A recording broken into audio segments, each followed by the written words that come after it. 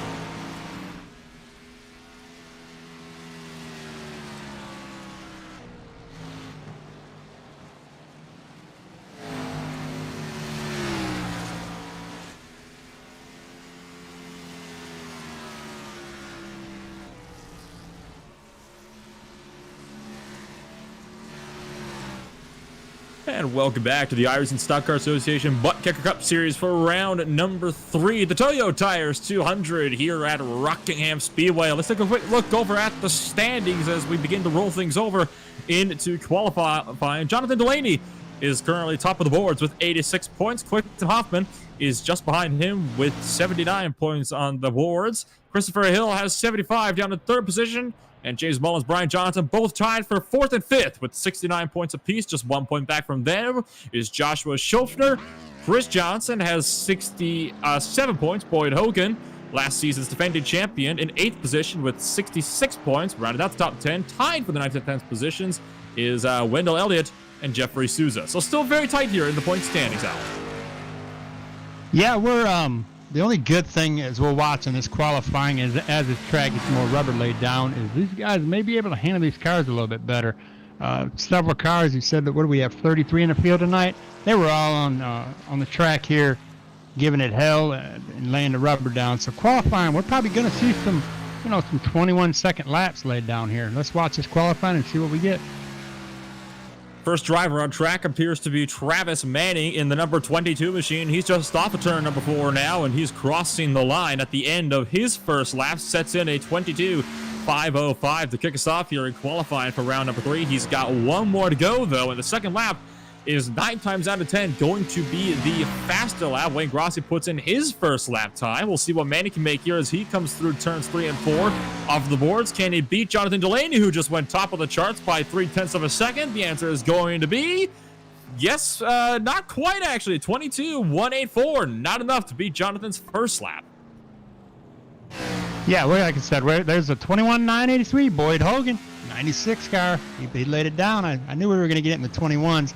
Nobody laid that down in practice, but like I said, we had a lot of rubber that's laid over from practice, so we'll see more than one driver out here laying out these 21s.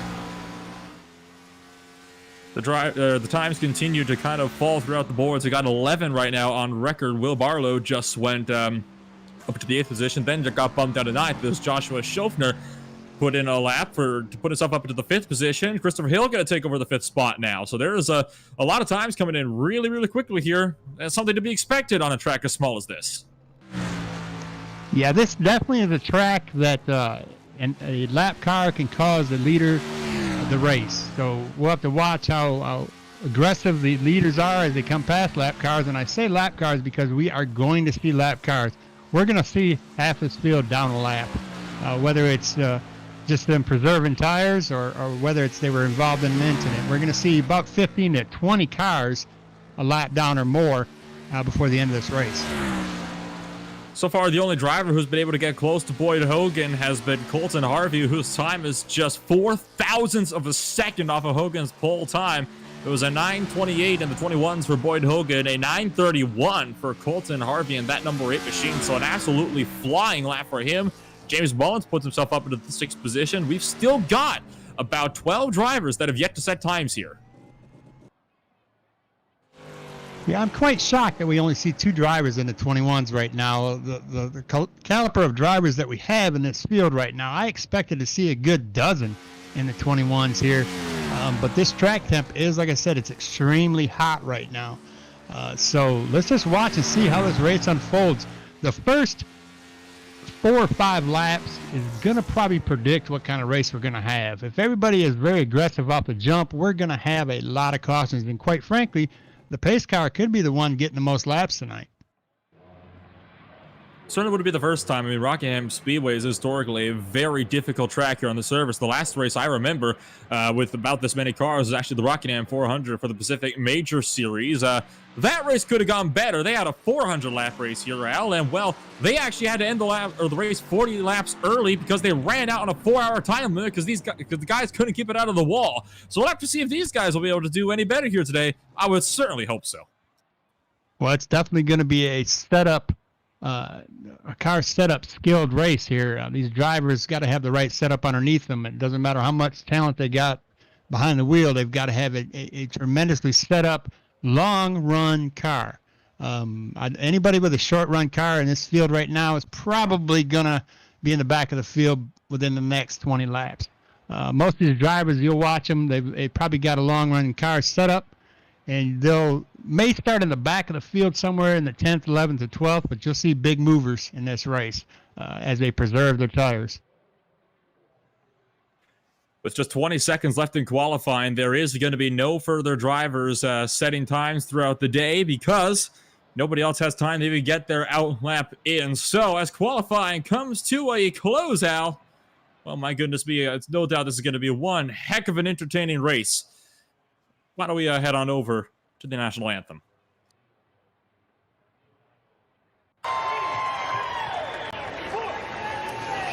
Oh, say, can you see by the dawn's early light what so proudly we hailed at the twilight's last gleaming, whose broad stripes and bright stars through the perilous fight o'er the ramparts we watched were so gallantly streaming, and the rockets' red glare, the bombs bursting in air, gave proof through the night that our flag was still there. Oh, say does that star-spangled banner yet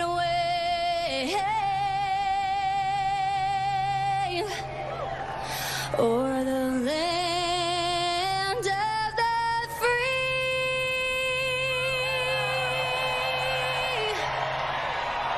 And the home of the brave.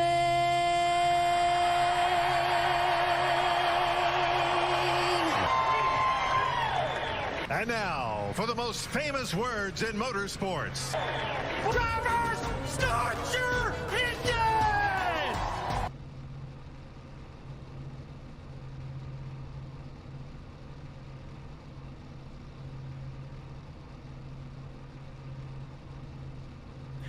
And welcome back to Rockingham Speedway for the Toyo Tires 200 here for round number 3 in the iRacing Stock Car Association ButtKicker Cup Series for the first season of 2021.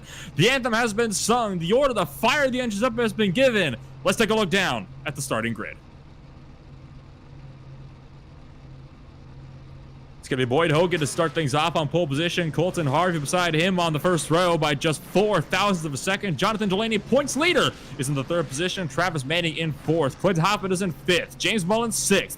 Brian Johnson, Dan Shamoon in the 7th and 8th positions. Christopher Hill and John Mullins will round out the top 10. It's going to be Kyle Labrie in 11th. 10, 11, 12th. Joshua Schofner in 13th. Chad Sullivan 14th. Greg Wyszynski in 15th. Chris Johnson 16th. Wayne Grossi 17th, Brooks Durden 18th, Chris Johnson 19th. Will Barlow rounded out the top 20. Then it goes Kenny Powell, Everett Lane, Jeffrey Souza, David Gervais, Clifton Cockrell, Jaden Profit, Jeff Shutt, Cecil Keith, Randy Drumhiller, Jeremy Garrison, Paul Olson, and Matthew Wilson. Al, set to be a very good race as we set off on our one and only pace lap. Nolan, that was a mouthful, brother. That was a mouthful. We have a large field here tonight. And I'd like to say every one of those names you just announced are going to be here at the end, but I'm sadly to tell you, it's not going to be. We're going to have probably, I'm going to guess maybe 15 or 16 drivers that are going to be left here at the end of this race, but it's not taking away any of their talent. It's just going to be this track is mean. So let's see who can survive as we get ready to go green. It's a very punishing track indeed. No doubt it's going to punish a lot of drivers and certainly their tires here today. In the hands of Boyd Hogan, who enters the restart zone. We're green flag racing at the Rock. Boyd Hogan gets a nice lead right there, and it looks like he's the inside line is where a lot of these drivers are wanting to be. I thought I was going to see a wreck there already. Yeah, certainly had a couple close moments, especially with the 22 machine of Travis Manning getting door to door with Jonathan Delaney off of turn number 4 to end the first lap. Boyd Hogan leads the first lap. It's a 2-car breakaway already out in front. But I'll tell you what, Travis Manning really wanted to keep that 3rd position for Jonathan Delaney, who's now trapped on the outside line. Mullins is going to go by on the inside, pick up the no! Manning's at the inside wall already! Yeah, I tell you, boy, them wheels will get loose on you quick, and you see what he just did. He tried to correct too much there, and he just lost control, and it's a... Colton Harvey, meanwhile, is taking the lead away from Boyd Hogan up in front, and he has started to really pull away for the gap. The first side-by-side battle is between Delaney and Brian Johnson for the final position within the top 5. Delaney just now losing out to Brian Johnson, who is going to pick up what is going to be the 6th position, excuse me. A very, very intense race, start to the race already. John Mullins is now swapping Delaney. Jonathan Delaney has got some sort of problem because he is falling like a stone right now. I don't believe Jonathan Delaney's got a problem. I believe Jonathan Delaney has a long-run car. We had that conversation, and when they got set their setups up, they either set it up for a long run or short runs. If they feel it's going to be a whole lot of cautions, they'll set up a short-run car. I believe Jonathan Delaney's got a long-run car, so as he falls back, you'll slowly start to see him picking his way back through the field. That's all we got to hope is that that ends up happening. He managed to pick his way back up through the field. Single file for the first, really half the field so far. The first side-by-side battle, well, was for the 15th and 16th positions, excuse me. Wayne Ross just picked up a spot around Kyle Labrie. Up front, though, for a position just inside the top 10. Jonathan Delaney once again being overtaken by Chad Sullivan. That 13th machine certainly dropping back as he is just hanging it on the high side. Tanner Love goes down the inside now, and I believe we're about to see that 13 car dumped out of the top 10. Yeah, well, what you're seeing as I just mentioned, we have Delaney. He's standing towards the middle of this track where he's not going to use up all his tires. Everybody's sitting there and hugging that yellow line are using up their tires. And this is a very hot track. Normally, you know, you could run, 60, 70, 80, 90 laps on these tires. But this hot track right there, if they keep running that yellow line, they're going to only get about 40 laps out of those tires before it starts pushing up towards the wall. So watch all these drivers that are hugging that yellow line and see how well their cars hold up. Like we said earlier, it is a very hot track. Right now, it's actually increased since we last mentioned that just about 10 minutes ago, up to 122 degrees. So that's almost a 10-degree jump in just 10 minutes. That is astronomical right there in how fast this track has heated up, with the 33 cars starting to really pound it in the opening laps here of this 200-lap race. And no doubt, it's not done rising yet. It's probably going to rise a few more degrees before it reaches its peak and starts to cool back down. Yeah, they're dirty tires. These guys are going to have dirty tires because the track is so hot when they lay the rubber down. It's not going to hold into the track, so it's going to come up onto these tires. They're going to have some dirty tires, which could give you some ill-handling cars. So let's see what happens here. This is going to be very interesting. Boyd Hogan retakes the race lead from Colton Harvey after he got right up onto Harvey's back bumper off of turn number 2. Hogan managed to get the pass done through turns 3 and 4. Harvey let off a little bit to allow Hogan to get the position. Did not see the sense in fighting so early on, so hard at least. Should note as well that already you have your back markers all over half a lap back. The last of the cars just entered turn 1. Hogan just exited turn 4. Yeah, it doesn't take you much. If you're running a 24, 25-second lap time and the leader's running 22s, in about 8 to 10 laps, he's going to be right on your bumper, your rear bumper. So far, still a very clean race so far, apart from that first blunder in the opening laps on lap number 2, I believe it was. So definitely a very clean start to the race, and certainly a very pleasing start to the race to see that we've still got just about every one of our cars, save for Travis Manning, still running with us today. Of course, very unfortunate for Travis Manning, who could not get the tires up to scrub as much as he would have liked. Lost the back end off of turn 2 and slammed into the inside wall. There was no caution for that incident, which is why we're still green. Yeah, and he took that car to the garage. Travis Manning called it an early race, so he made 3/4 of a lap and loaded it back on the garage. It took them longer to get that car out of the trailer than it did for him to put it back in there. Yeah, that is always something that you definitely do not want to see. Matthew Wilson appears to have also had some kind of issues himself in the 28 machine because, well, he never even took the starting grid, interestingly enough. So Matthew Wilson, I suppose, had other issues come up, and he was not able to join us here for tonight's race at Rockingham Speedway. Still single file, though, for a good portion of the field. A lot of close drivers, though, that are really kind of running together. A lot of the actual position shuffling is happening towards the back of the field, and I believe one driver that might be in the mix of things is Kenny Powell, who's trying to run down Jeffrey Souza for P16.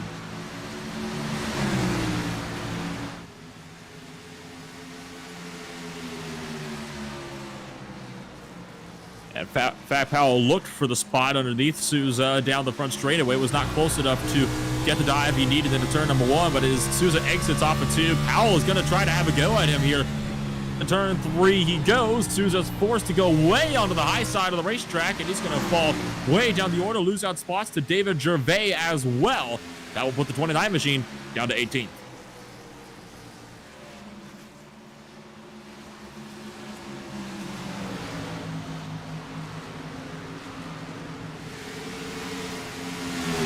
David Gervais now having to look up at Kenny Powell down to the turn number 3.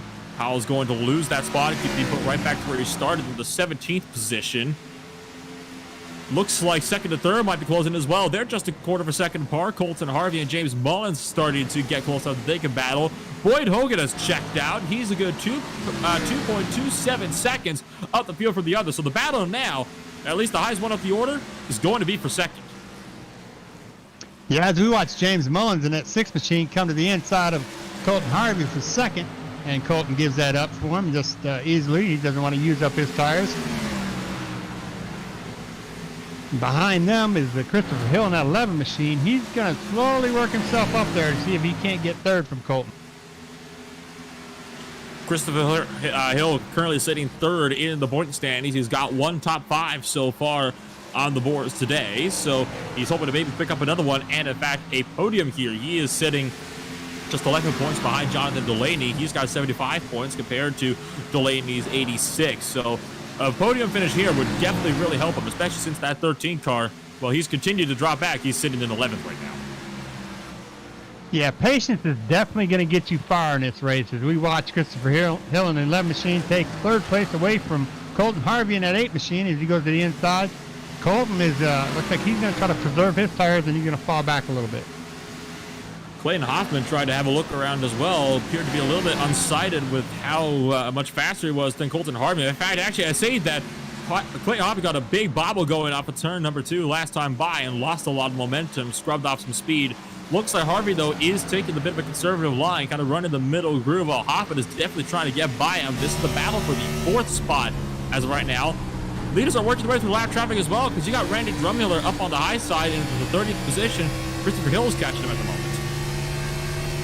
Yeah, Clayton Hoffman in that 92 machine, he's going to get the inside here, and he's going to pass Colton Harvey. Oh, Colton got a little squirrely there, but Clayton made it through there, so Clayton moves himself up into the 4th position now.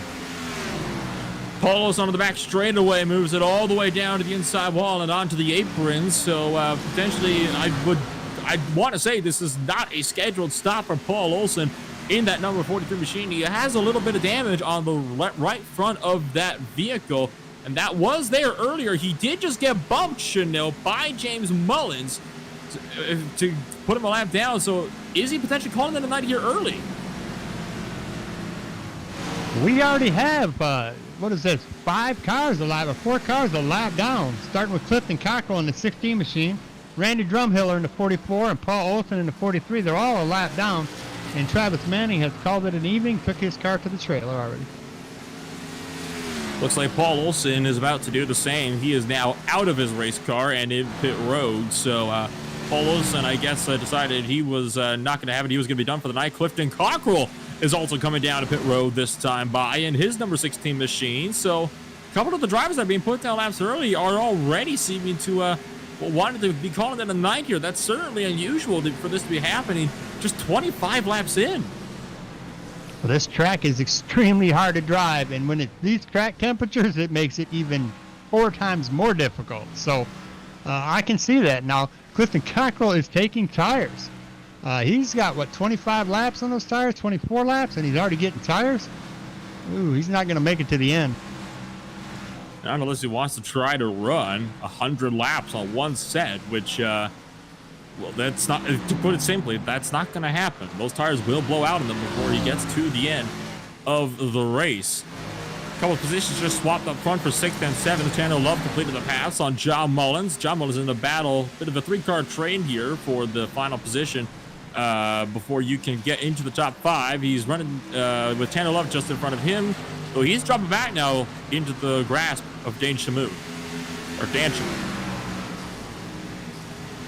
Yeah, we have a very good battle towards the back of the field here. It looks like we got the from 13th or 12th on back all the way down to 16th. They're not even a 1/10 of a second separating those drivers. So let's take a peek at the back of this field, starting with Brian Johnson. Brian Johnson is the driver that's headed up this train. Kyle Labrie is right now just managed to pull away from Chris Johnson, who's now side by side with David Gervais. They're in the battle right now for the 15th position right now, I want to say. Joshua Schofner is kind of just hanging around at the tail end of this train in the number 50 car, seeing if maybe he can pick up a couple spots. Up front, Labrie trying to have a look around. Brian Johnson for P number 12. Johnson gets way loose up the racetrack and manages to hang on.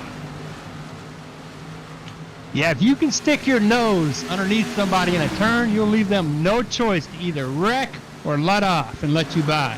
I mean, there is no in-between there. You can try to race them side by side in the turn, but that's going to take both of you out.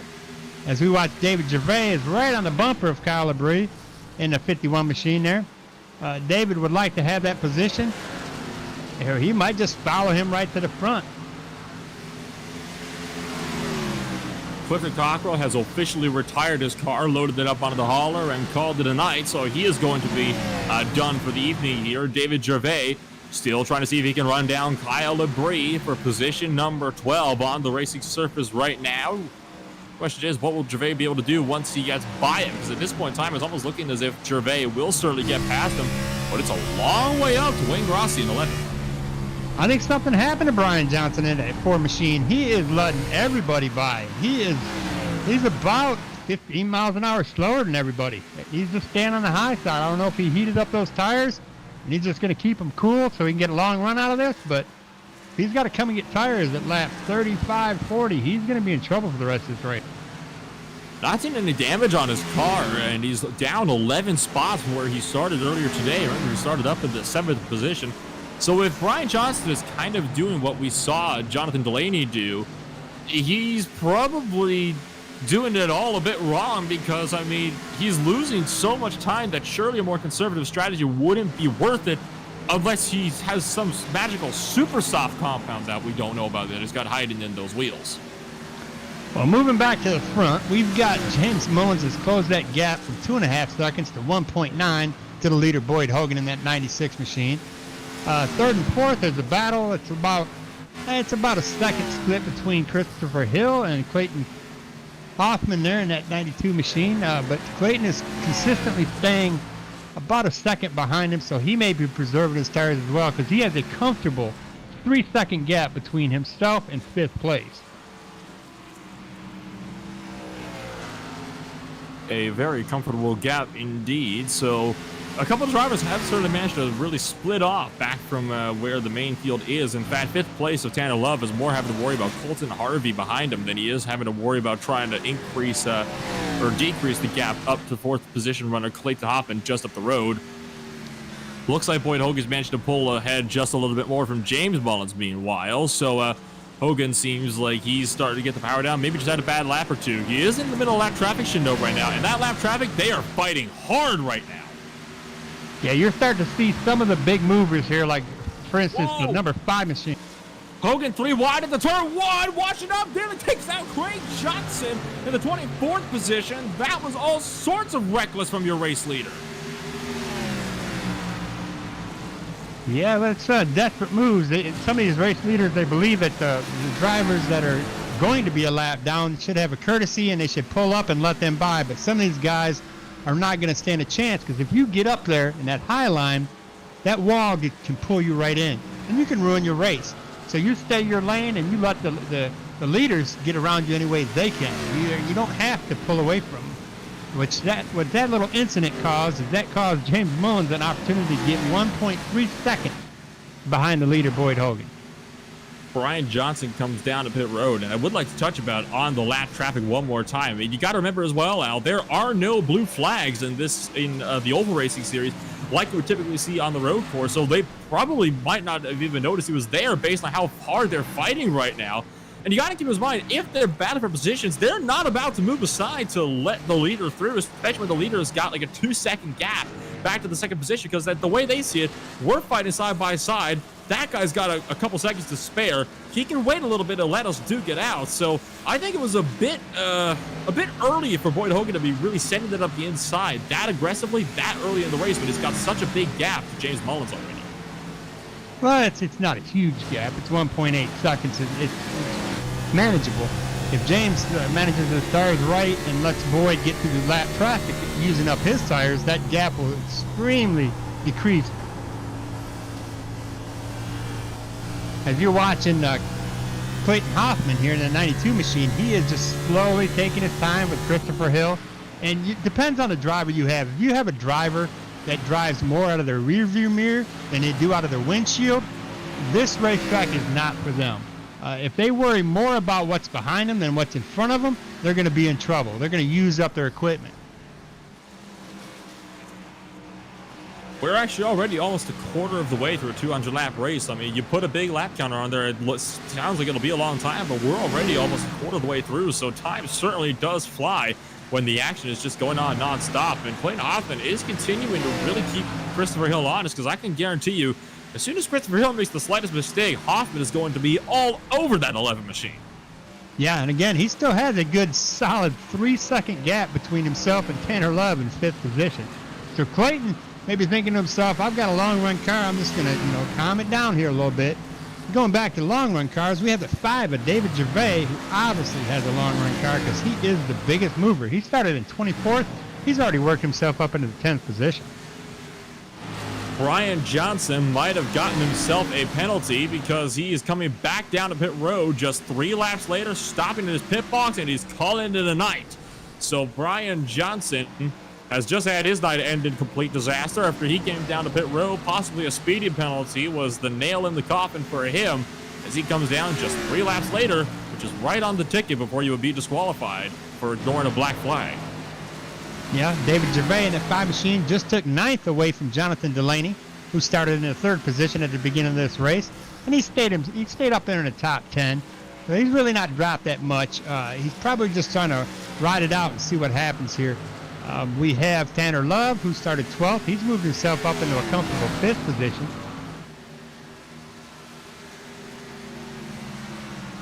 He has moved himself up into a very comfortable position, hasn't he? I mean, this just goes to show how good a lot of these drivers can be, that they can, kind of settle themselves into these little areas, these little pockets, if you will, where they really feel comfortable with running, just content for the most of the time. I mean, already a lot of guys within the top 10 have kind of separated into their own little groups. I know just about everybody in the top 5 has already done this. It's really 8th on back that are still kind of in the question mark, because 8th place is right now trying to fend off David Gervais just behind it. That's John. A caution flag is out. It's for Brooks Dirting into the 27 machine sideways in turn 1, and he's hit the outside wall big time. Yeah, luckily nobody got involved in that. That's amazing that he was able to keep it off the track and away from everybody else. That could have been a mess. I believe this started potential contact with the Ford. No contact with Randy Drumhiller. He just lost the back end of the zone, slid down, and tagged the 14 car, Tanner Love. That sent the 27 back up into the outside wall and spinning down the racetrack where he stopped on the apron. Luckily, he appears to be the only car that was actually involved, so no harm, no foul to the rest of the field. But caution number 1 at exactly the quarter mark point. So, if we did not see cars coming down here for tires, we'd have to call them a little bit crazy. Yeah, we're definitely going to see everybody stopping for tires. The folks that do not stop for tires maybe are ones that stopped a couple laps before this. But if you don't stop for tires and you start this race out on old tires, you're going to get so squirrely, you're going to lose it. And you're going to cause everybody else to wreck.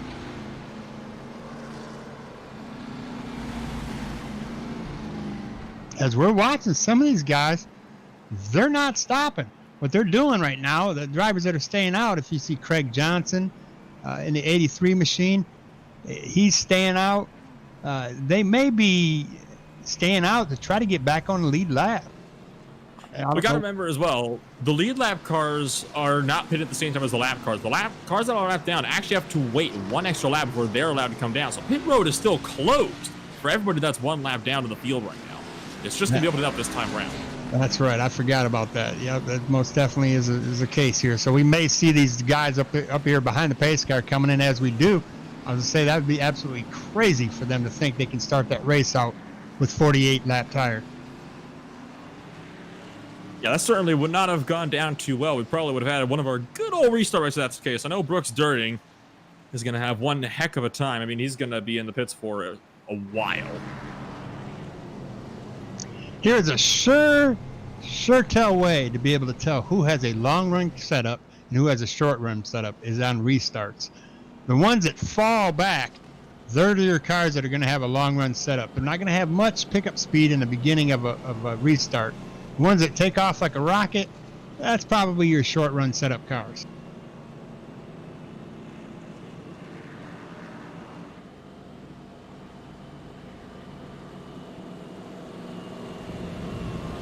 They pretty much come in or go out as they come in, except for David Gervais. He has worked himself into the 5th position. So David Gervais will start on the inside. He's moved up 19th position since the race started.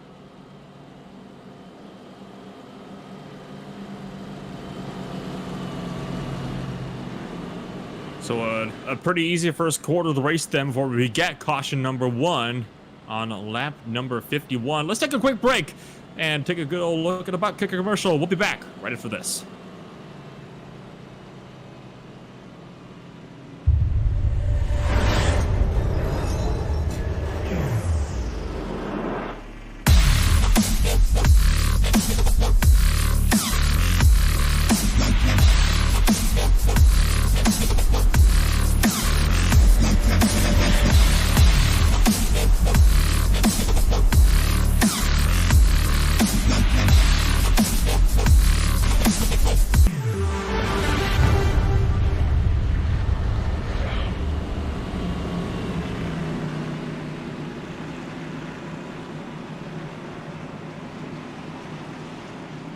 Welcome back to Rockingham Speedway here for the Toyo Tires 200. Boyd Hogan still leads the way as we're just past 1/4 distance in the race. 148 laps to go. We go back. Green flag racing at the end of caution number 1 after a hard hit for Brooks Durden. Send him tumbling down to the tail end of the field. Boyd Hogan, once more your control car. He is off and away. Just behind him, Christopher Hill is all over on the jump. James Mullins cannot get around it for second, and so that is going to allow Christopher Hill to the second position, and we'll be trying to run down your race leader, Boyd Hogan. Yeah, if you're on the outside and you start this restart, you're in a lot of trouble. You either got to let the inside line have it, or you're going to have some problems. So I can understand what James has done there, but don't count him out at third position. He's going to retake that second anytime.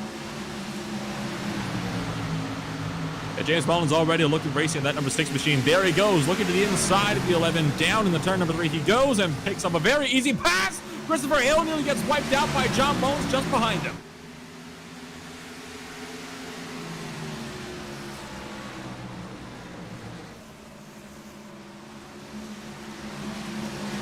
Single filed out already for a good portion of the field, all the way down to the back. John Mullins having another go at Christopher Hill. This is for P number 3 now. Christopher Hill lets him have it. James Mullins has already tried to catch back up to Boyd Hogan for the race lead. Hogan pulls off of the outside just a bit more than I think Mullins probably would have wanted, but James Mullins is certainly not done fighting. He's going to do whatever he can to try to work his way back up to your race leaders. First side-by-side battle, marking for P8 between Blake Rossi and Jonathan Delaney. Jonathan Delaney just scraped the wall.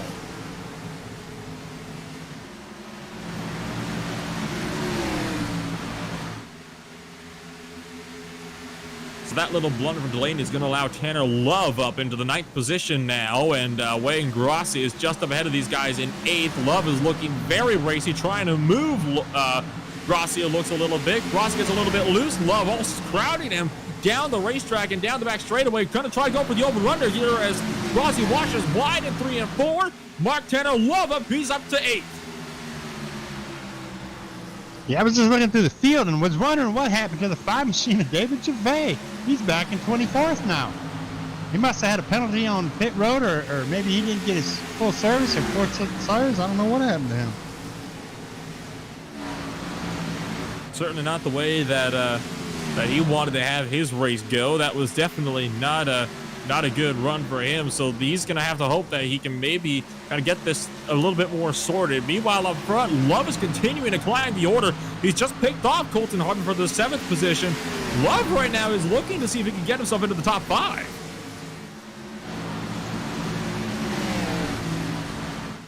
Nolan Brian Johnson just sent me a private message, said that his wheel went out. Ooh, that's not good. Hardware fail. I mean, that's a way to end your night off real quickly. So that is well, that's why we lost Brian Johnson some time ago, and well, he's back now. So that's going to be the good news. He has rejoined the session. Whether he comes back out onto the track though, or decides to just kind of watch the remainder of the race for the sidelines, is still to be determined.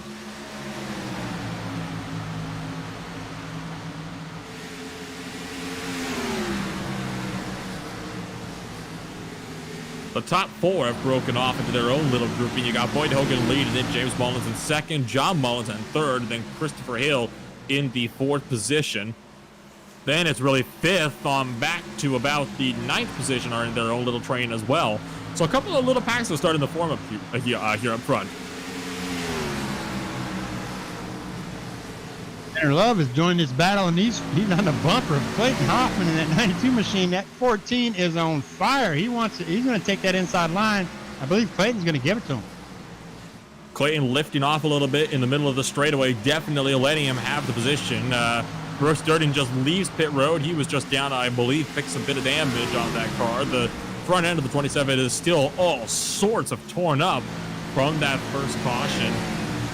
Looks though like he is going to try to rejoin the service, and I think at this point he's just going to try to log some laps and maybe hope attrition sets in further down the line. But Dan Simone staying in the top 10 all race long. He's doing really well in that 23 machine.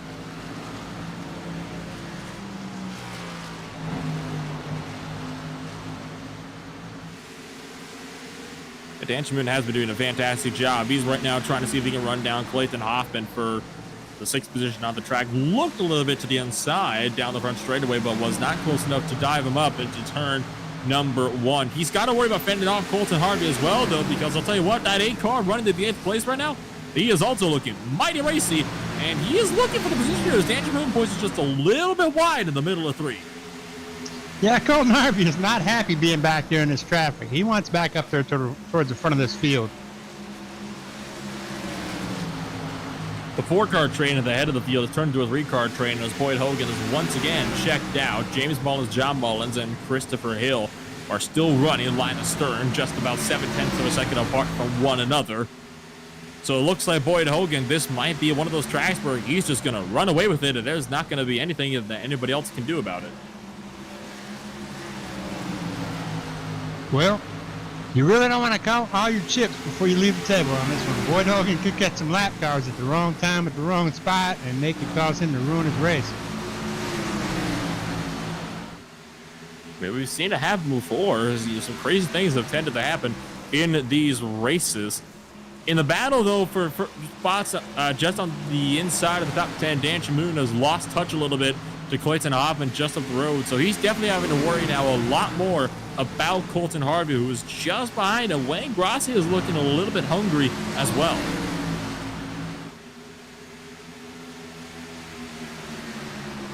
And you have the 13 of Jonathan Delaney's back there in 10th, and then Chris Johnson in the 48 machine. He's quietly sitting back there and then trying to pace himself here so he can get up into the mix of this stuff. A lot of these guys in the top 10 have been very, very patient. They have been close enough that they could have made looks for positions, but they have decided the games. They've decided to just keep it in line and maybe save the cars for a little further down the run. So a lot of these guys are being very smart right now. They're driving with their heads right now and not with, not with their feet, it would seem. So as much as these drivers might want to go, some of them have been deciding to just hold off a little bit longer and maybe save all the go time for later on in the run, making sure they can even get to that point in the first place. Yeah, we're not going to start racing until we get about a 160. That's when we're going to start seeing some moves that you would think, what in the world? Grossi's looking for the inside right now. Colton Harvey trying to pick up the 8th position and drop Harvey one spot lower to being outside of the top 10. Jonathan Delaney right now is also looking for the position as one car pulling off. That's Paul Olson in the 28 machine, who's already come to pit road once or twice already this race under green. He's going to make one more trip down. Well, Dan Schmoon just took the inside of Clayton Hoffman and took 6 away from him.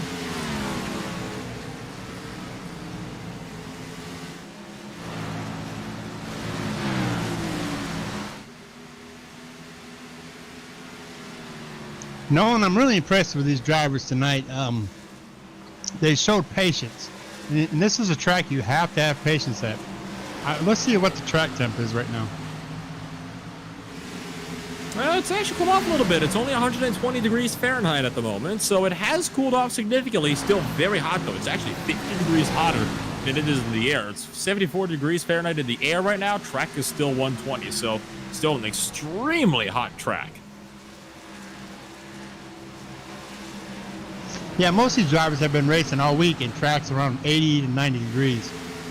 So a track that's about anywhere between 35 degrees hotter than they've raced in all week. This is a phenomenal performance out of these drivers. I mean, we saw in practice all sorts of drivers slipping and sliding as if they were on a skating rink. We were starting to think that we might have to prepare for a few more cautions than we were prepared for.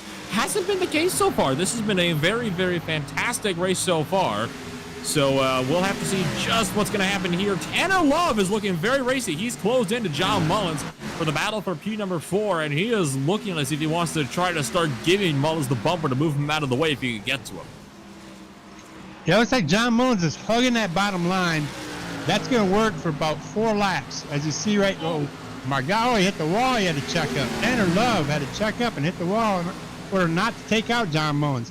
But John's going to give him the inside here, I believe, but no, not this time. What John wants us to do is what we like to call in the IndyCar racing business, diamonding off the corner. What that is he kind of enters in at a little bit of a higher line and then really diamonds off right off the bottom in one very late apex so he can get the most amount of speed down the back straightaway. The problem is it's a very hard thing to do in stock cars, and as Tanner Love has just proven, doesn't always work out for you. It works for a little bit, but it does wear out the tires pretty darn quickly. So John Mullins, well, he's found himself now dumped outside of the top 5. Now, you can do that diamond if you want to, but that's going to eat up your rear tires. And that's going to cause a very loose condition. Oh, yeah. Right now, Shamoon is really fighting that with Mullins as well. Now they're trying to just see if Mullins can stay in the top 5. That answer is going to be a no. So now, all of a sudden, Mullins has got to worry about Clayton Hoffman, who is also looking like he wants to go for one more position. I mean, why not? Clayton Hoffman has already picked off a couple drivers today, and he is, well, actually, he hasn't picked up a couple drivers. He has been picked off. He's trying to get back up to where he started earlier in this race, up in the top 5. Well, a couple big movers we should mention during this race will be Wayne Grossi in that 7 machine. He's moved up 9 positions, and Kenny Powell in that 24th, who's running in 12th. He's moved up 9 positions. And we have David Gervais back up 10 positions. He's now in 14th. So far, the 2 biggest movers of the race have been Jaden Profit and David Gervais. Both drivers have advanced 10 from where they started earlier today. The driver that has unfortunately dropped the most, that has not been involved in a wreck, has been Jonathan Delaney, who has dropped 7 spots now. Good news is Delaney is back inside the top 10, so he has been slowly starting to pick up the pace and claw his way back up the order. Yeah, we haven't seen the end of Delaney. He's back here just letting everybody think that he can't get this, but he'll get through this.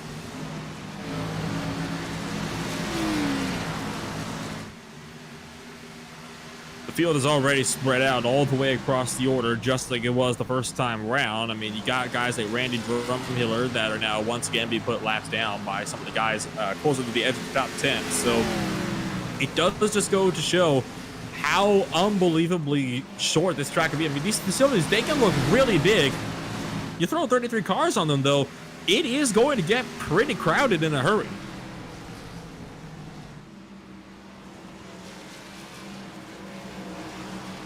I mean, heck, you even look at Martinsville or even Bristol. I think Bristol's a perfect example. The track looks like it is so incredibly wide, but when you start putting cars on it, it really crowds up. Rockingham is no different in that regard. I'm keeping a close eye on this 92 Clayton Hoffman, boy. He wants back up in that top 5, and if he doesn't calm it down, he's going to end up in the back of the field. He's trying to catch John Mullins to take away 6, and his car is getting a little squirrely on him as he comes into these corners and out of turns. So I guess then begs the question, what is more hazardous when your car is sliding on the exit of the turn or on the entry? Because the one, if you're sliding on the exit, you're most likely going to slide down the track. You're going to most likely just kind of glance off the wall. On the other hand, if you slide at the entry of the turn, you're more likely not to glance off of the inside wall. But that also means if you overcorrect it, you're headed straight for a wall that would be coming at you a lot quicker than if you were on a straightaway. Yeah, these walls are unforgiving.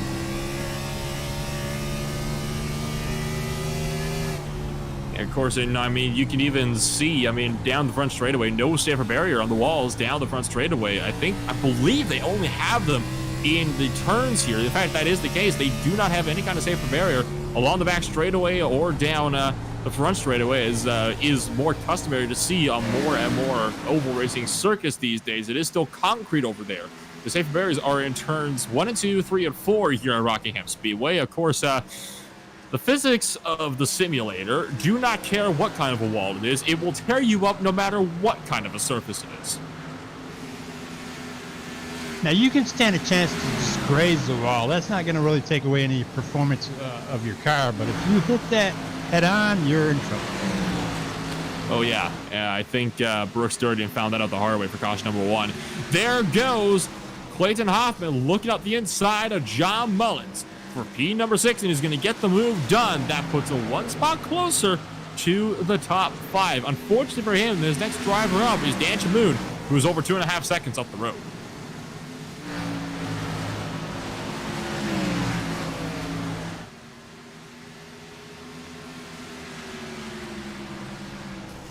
just anybody that's watching this race to think this looks so easy, and they can't figure out why these guys aren't catching them.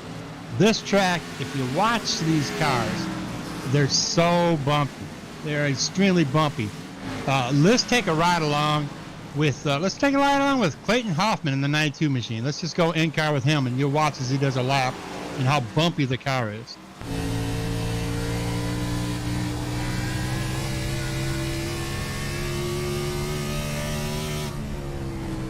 He gets into this corner, you can just hear the tires. They're just screeching. And he's barely got any steering wheel input. Well, I guess you really can't tell how bumpy this track is, but it is extremely bumpy, and it's high demanding. As you see, as he comes into the corner, he just barely touches his brakes and then kind of drags them through the turn, about 3/4 of the turn, and lets off, and then slowly gets into the gas. You shouldn't see any on and off switch kind of a pedal scenario taking place. He slowly gets into it. Oh, see that? He got a little loose. And from the outside, it really doesn't look like that. I mean, from the outside, it looks like he's just all sorts of steady. But inside the car, it is a completely different story.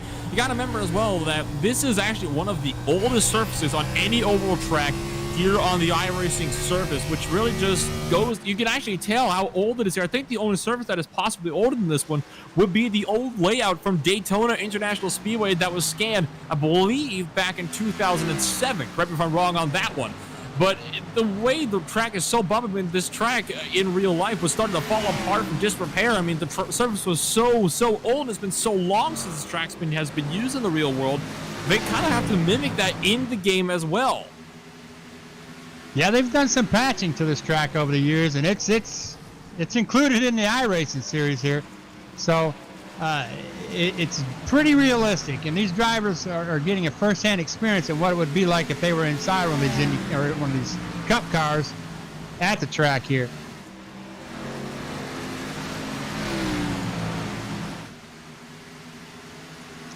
All right, let's go back out and watch the rest of the race here, Nolan. I just wanted to try to give everybody a little bit of a feel of what it's like to be in one of these cars at Rockingham.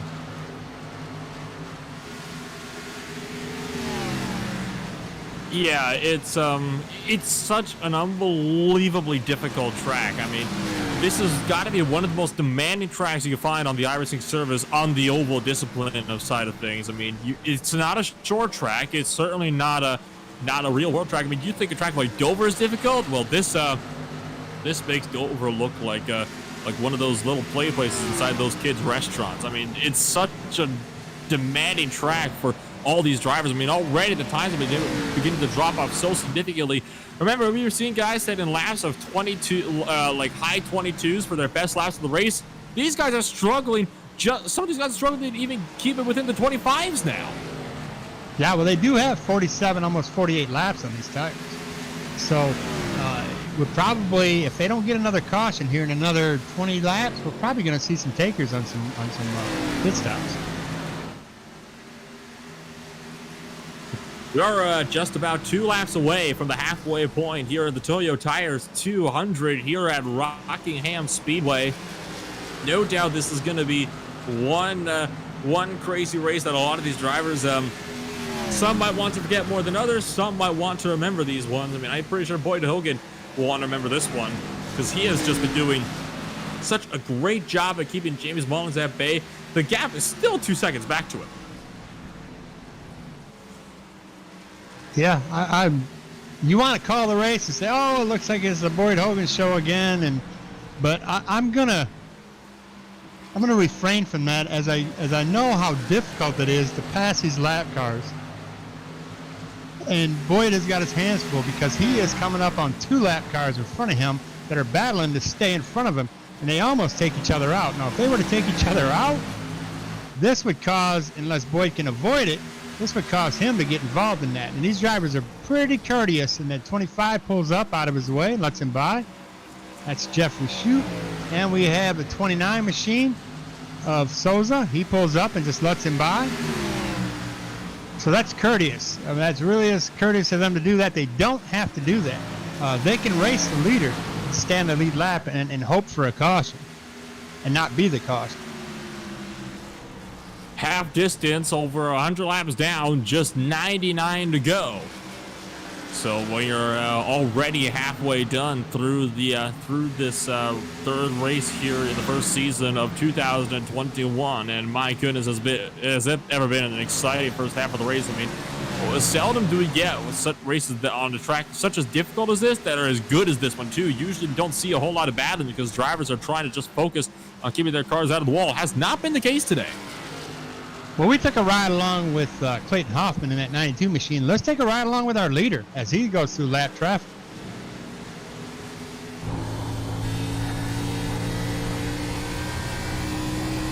Let's watch his steering input and how his car reacts, and listen to the tires as he gets around. He brakes a little bit earlier, and he's hugging that white or the yellow line down there, and he's thinking, I'll get in the inside, and that looks like that is, I think that's Greg Wachinski in the 2 machine. He gets in the inside, and Greg gives it up easily. There's not much struggle going on with Boyd Hogan. Oh, there's a little bit left and right turn. He got a little squirrely there.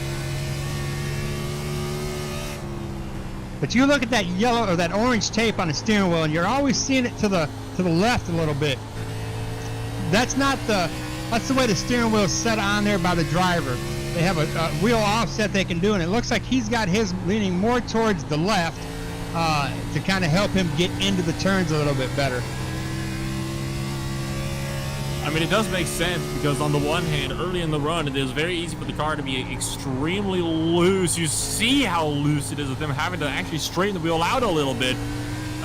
It can be very loose because of all the bumps. It's hard to keep traction on. At the same time, if your car is on a very high downforce setup, the bumps can hurt you in a very different way and actually give you understeer, because the amount of downforce will require you to be stuck to the track, and the bumps are preventing this from happening because the car is constantly bouncing up and down.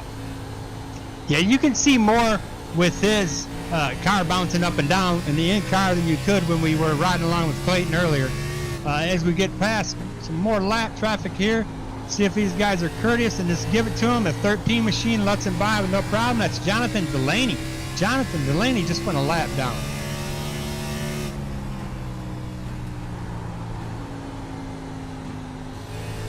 Ever ran in the gyro version of this? Have you ever put that on there, Nolan?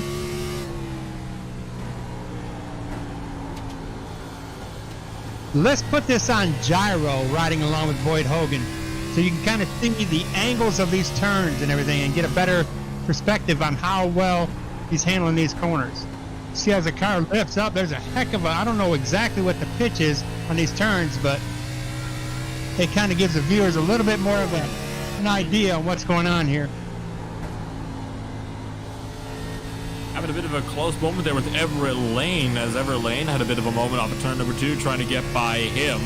Now he's trying to run down Jaden Profit, and this would effectively lap good half the field. So, Jaden Profit glances the wall and he was trying to let Boyd Hogan through in that number 65 machine. So Jaden Profit, I guess, giving himself a little bit too much room to the race leader. All right, let's go back out and watch the race regularly, and then let's finish watching as Boyd works his way through the field here. Battle for ninth is really heating up. John Mullins has fallen back into the clutches of Colton Harvey, who's running extremely close right now with Kyle Labrie and Kenny Powell, all 4 cars under a blanket. Colton Harvey just barely covers off Labrie as Labrie was looking for the inside line. And turn number 3, John Mullins trying to fend off all 4 drivers at the same time right now. Here comes Kenny Powell trying to look up the inside. That's going to put him up to 11th if he can make this work. Almost making contact as Labrie gets pushed up the track.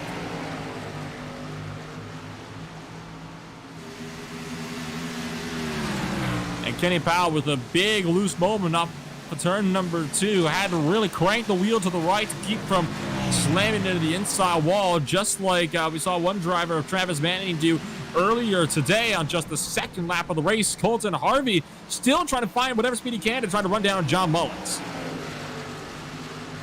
Yeah, and here we go. Mr. 5-car David Gervais has worked himself back up into the 7th position from when he restarted. He's got himself a 17th, 17 positions he's gained in this race. That's really good there. He must have a great long run setup underneath that car.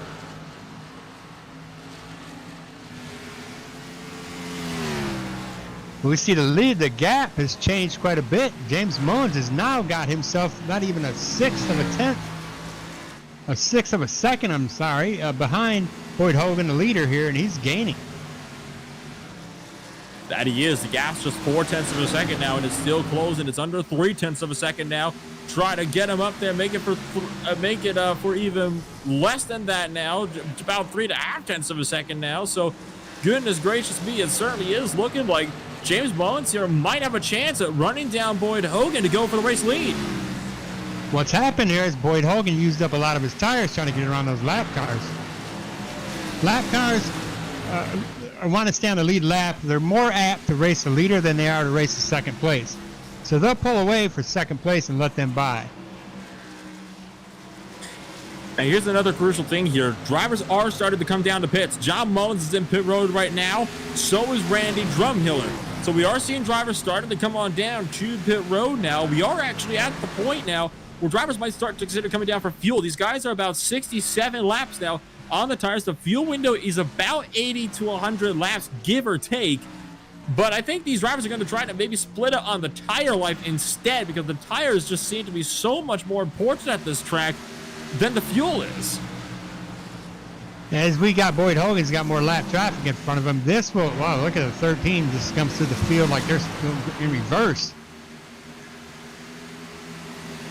And this could play heck of a, yeah, Delaney can get it. If he gets around Boyd Hogan here, he gets back on the lead lap, and he wants to do, or not on the lead lap, but he gets one of his laps back.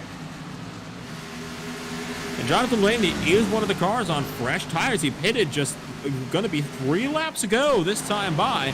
So he is just starting to card through the field. So we're about to really see the difference between fresh tires and old tires. Now, obviously, Delaney is not wanting to pass Boyd Hogan too badly here until Hogan really lets him through.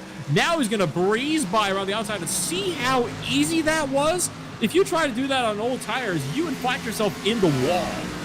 Yeah, you would meet the wall by accident for certain there. And the odds of you holding it would be slim to none. And here comes the 29 machine. He's going to follow along in that same scenario, and he's going to come past. Now, if he gets one of these lap cars, could cause Boyd Hogan to check up quite a bit. And if he checks up, Mullins is going to be there. Oh, that. Ooh, Boyd got a little squirrely there. That guy on fresh tires. Who is in that 29 machine that's coming through? That's Jeffrey Souza. He's walked past there, and he got on the rear end of Boyd Hogan and got him squirrely. Oh, Powell nearly wiped out by James Mullins as Mullins was trying to put Kenny Powell a lap down here. Souza's looking for the inside here of Boyd Hogan. Hogan might not be too happy about that, because that is really going to hold him up and wash him up right into the back end of James Mullins. So this could get very, very tight here. One more car comes out of pit road. That's Jeremy Garrison. A couple other drivers are currently in the lane. One's just driving down pit road right now. That's Everett Lane that's still coming down the lane. So a lot of drivers have started to come down. Nolan, look at how close James closed into him. All it's going to take is these drivers in front of him to get squirrely. And if they get squirrely, they're going to take out these leaders. This is a very bad thing, but James is closed in, milliseconds behind him. Boyd Hogan is about to lose the lead here. If James can get the right position, he's going to capitalize on it. Gap increases to 0.2 of a second, but look at how fast this runs down with what little bit of draft they have here down these straightaways. I mean, it is just so huge. Boyd Hogan is losing time. There's smoke up the road here, so something has happened. Everett Lane has spun it on the track.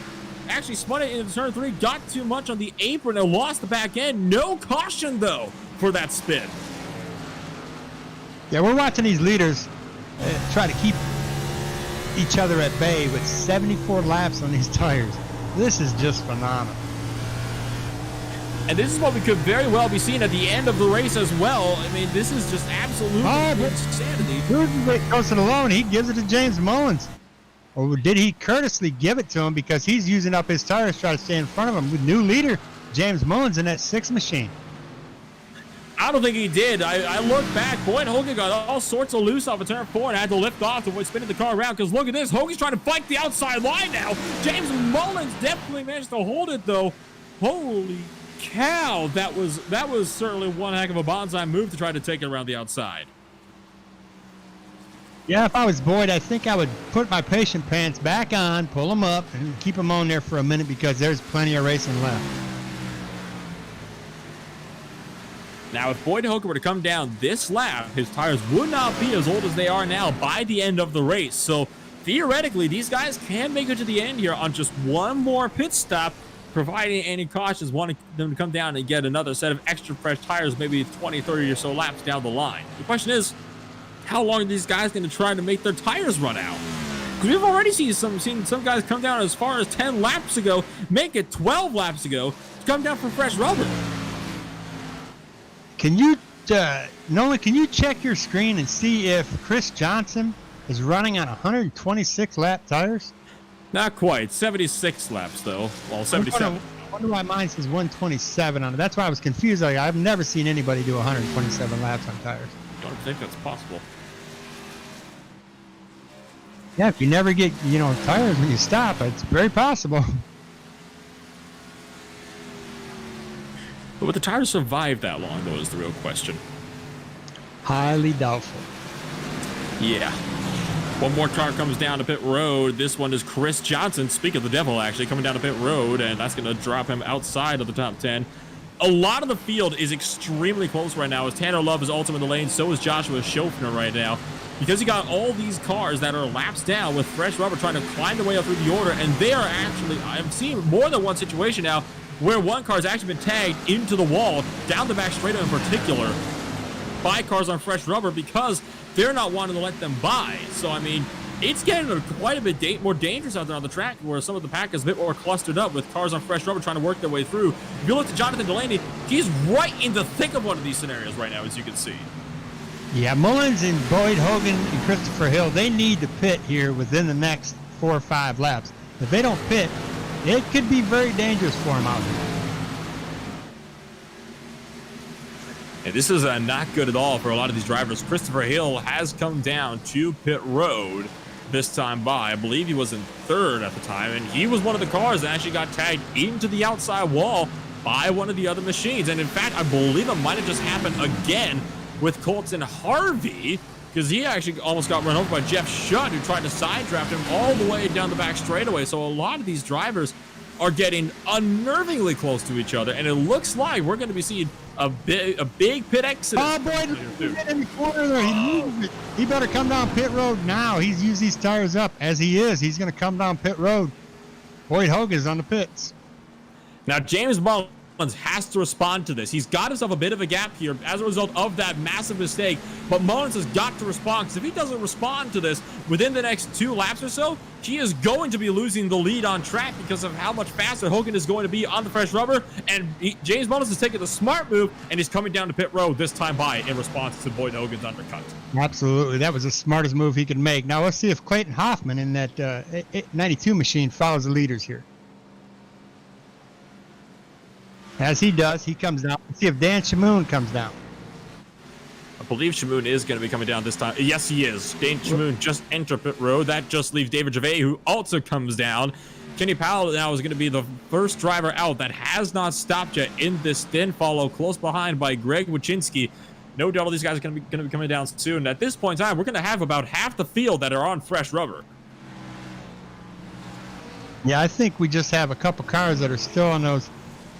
Jeffrey Shute, I believe, is still on the 25 machine. He's still on 83 lap tires. Kenny Powell and Greg Wyszynski, they're on 84 lap tires. We just have 3 cars out there that have not pitted yet.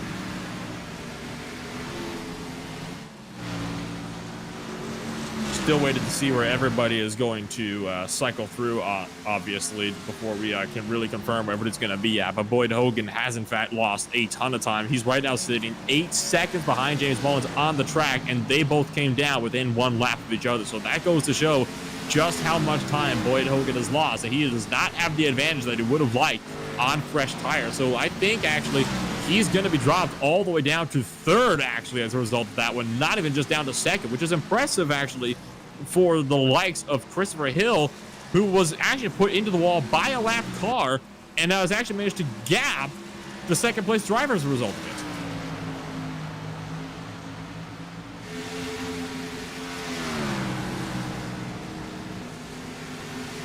it. Yeah, all James has to do to signify this win is hope for no caution and just keep that gap between him and Boyd Hogan of 8 seconds, which is not going to be too difficult because they're both on the same amount of tires, or same tires here. And, you know, you've seen them during the race. They were pretty competitive in times. So if this goes caution-free for the rest of the race, we quite frankly can see James Mullins walk away with it. So now the car that's on the oldest rubber on the track right now is actually going to be Jonathan Delaney, and right behind him is going to be John Mullins. Now John Mullins that is, he's running in 3rd place right now, believe it or not, but his tires are 23 laps old. Boyd Hogan's are just 5.5 laps old. So Boyd Hogan has got a massive advantage here, and in fact, in the past couple laps, he's gained about 0.8 of a second on just the last lap alone, and now he can see John Mullins just up the road. Yeah, you can see him, but he's still 7.5 seconds back. So unless James gets caught up in some lap traffic, that's not a large elephant to chew at one bite. That's 7.5 seconds. You've got roughly 61 laps left, 62 laps left in this race. Is it impossible? No. Is it probable? Yes. And John Mullins is going to give the 3rd position up to Boyd Hogan, so that promotes Hogan back up into the podium positions. Now he's just about 0.3 of a second away from Christopher Hill, but the advantage is not going to be nearly as much because their tires, Christopher Hill's are at least, they're only 2 laps older than Hogan's own.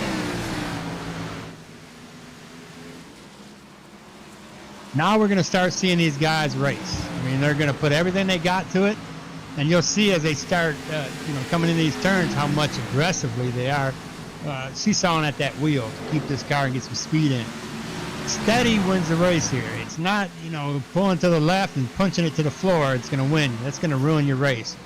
You've got to be consistent on the wheel, consistent on the gas and brake, which you see Boyd Hogan is slowly. He's got to gain a second back in 2 laps.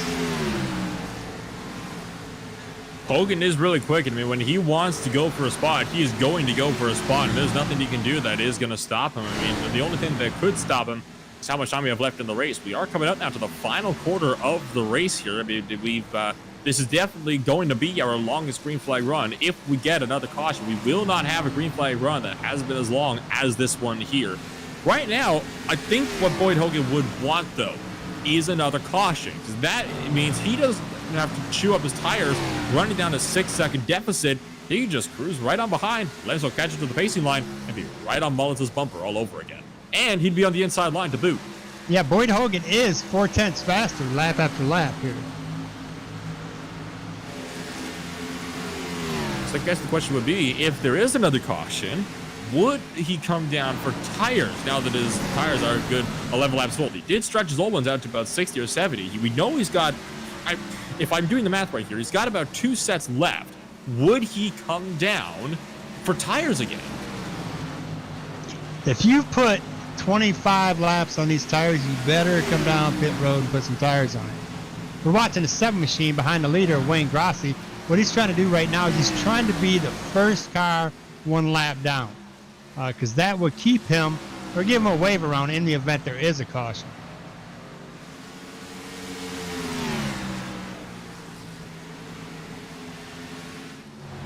Well, the race goes on, and no doubt there's still going to be quite a bit of action left to cover here in this one. Holy cow. I mean, this has just been an absolutely fantastic race so far. A lot of drivers now are finding themselves a lap or more down. I mean, after everybody's done with the pit stops, only 7 are left on the lead lap. Yeah, there's 7, and in about 8 more seconds, there's only going to be 6. Not even that, 7 seconds. We got 7-second gap between James Mullins and Dan Shamoon on the racetrack right now. I think it goes to show just how fast these front runners are, that they are able to, keep ahead so far of everybody else in the field. I mean, it is absolutely phenomenal what drivers like James Mullins have been able to do here today. Well, now Dan Shamoon took 6th place away from John Mullins. So now from John Mullins to James Mullins, there is a 6-second gap from John Mullins going 1 lap down. coming up to the final quarter of the race. Let's take a real quick break here for one more commercial, and we'll be back with more action through to the checker flag.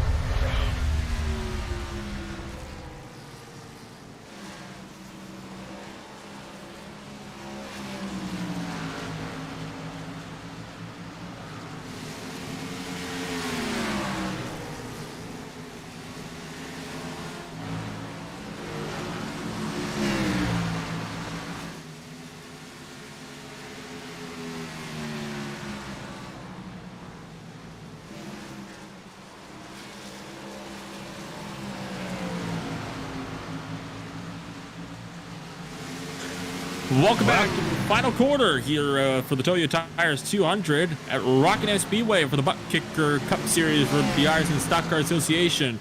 Here, round number 3 for the first season of 2021. My goodness, has it been a good race so far. Only one caution, over 100 laps to go. We're left with 48 laps to go. Nolans, I wanted to touch real quick on the ButtKicker.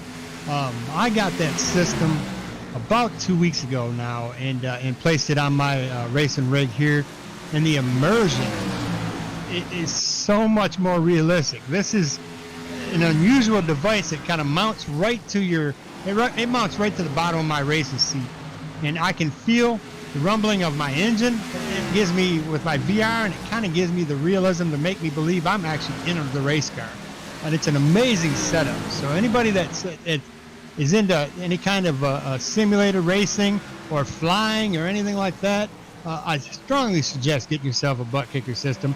You can find them at ButtKicker.com or just Google it. They not only deal with simulators, they also deal with some home stereo systems too. I mean, these things are amazing. It's a very unique innovation indeed, isn't it? I mean, it does kind of goes to show that there's always going to be somebody that will always think of something new here in the racing industry, and definitely sounds like it is very much worth a try. But it might even consider it myself, giving that a bit of a shot here as well. So the race goes on then, Mr. Kozlowski. I mean, this is it's at the point now where a lot of drivers are playing the away game. Boyd Hogan has reeled in Christopher Hill, so it looks like Christopher Hill might not be able to wait much longer before he's bumped down to third. Yeah, James Mullins is still a solid 5.4 seconds away from third place. The leader is steadily staying at a steady pace as he works his way through lap cars. We now have 6 cars on the lead lap, and Clayton Hoffman in the 92 machine will be the next car that will go down a lap if James Mullins catches it. Boyd Hogan makes the pass on Christopher Hill for the second position. That leaves him with a 5.7 deficit up to James Mullins. Mullins has been able to pretty much kind of stabilize this so far throughout the gap, throughout the race. He has not been able to really extend it, but he's able to at least minimize how much it's shrinking. And if it's like remains like this, James Mullins will win the race. The one thing he does not want right now is another caution. Yeah, he does not want one of those yellow flags to fly right now, because that would not benefit him, because he has a long run car. And we're watching, well, I'm seeing Wayne Grossi. He is just, this car is extremely loose in this 7, and he's trying to, I don't know what he's trying to do, but he's solid in the 7th position if he just calms it down. But he is pushing that car to its limits.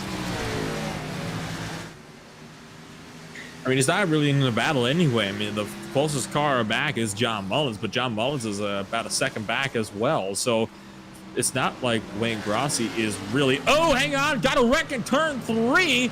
Looks like Cecil Keith is into the outside wall, stopped on the track. Now the caution comes out. Very, very late caution on this one. This is the one thing, Al, that James Mullins did not want to see. So now do we sit here and we say to ourselves, if I was James Mullins, do I take tires or do I stay out on my older tires? If I have a long run setup, I might chance it to say I'm going to run on the tires I got. Let's see what the leaders do here. We've got James Mullins for the lead right now. Boyd Hogan in second. Christopher Hill in third. Tanner Love in fourth. Dan Shamoon in fifth. Clayton Hoffman in sixth. Let's see what these guys do.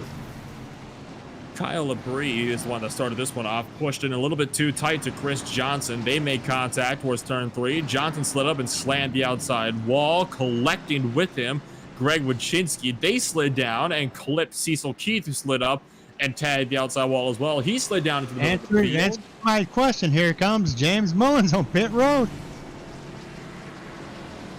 So James Mullins comes down. Hogan. Christopher Hill. Looks like all of them are coming in. Tanner Love, Dan Shamoon, Clayton. They all came in. They all came in. And Wayne Grossi, he should come in because he ate his tires up, but he's going to try to press. Well, he was a lucky dog, so he may come in here next. But yeah, that put 7 cars on the lead lap with only about roughly 39 laps left. Maybe 37 when we go green. I got a bit psyched out there for a moment now because I'm not used to seeing so many cars having to wait one lap for pit road opens for them. But all the cars that are out, they're all a lap or more down. That goes to show just how few cars we have on the lead lap right now. So James Mullins still comes off of pit lane. Boyd Hogan is going to take second. Christopher Hill wins third in the race off of pit row. Boyd Hogan did take all 4 tires.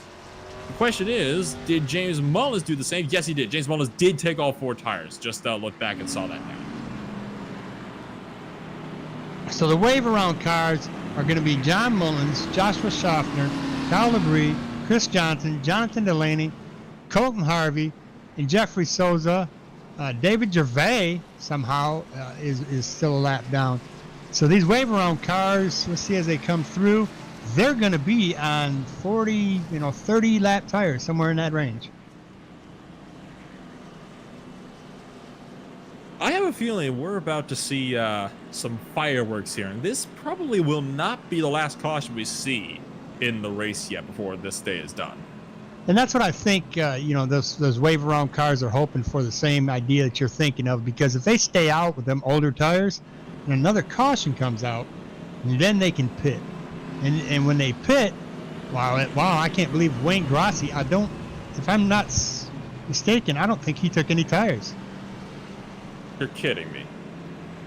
I could be wrong, but I did not see any kind of movement in this car like he took tires. If he didn't take tires, then we might need to have a word with him after the race about pit strategy, because staying out here on 32 lap tires, that's not the play. That's not the play you'd want to be found making. 1 lap to green. The lap car's going to get waved around the base car. They're going to have to hurry, though, to scramble to catch the tail of the field before we go back green. If you look at the pit stop, Boyd Hogan had a 27-second pit stop, so it must mean he had either made some changes or he had some damage.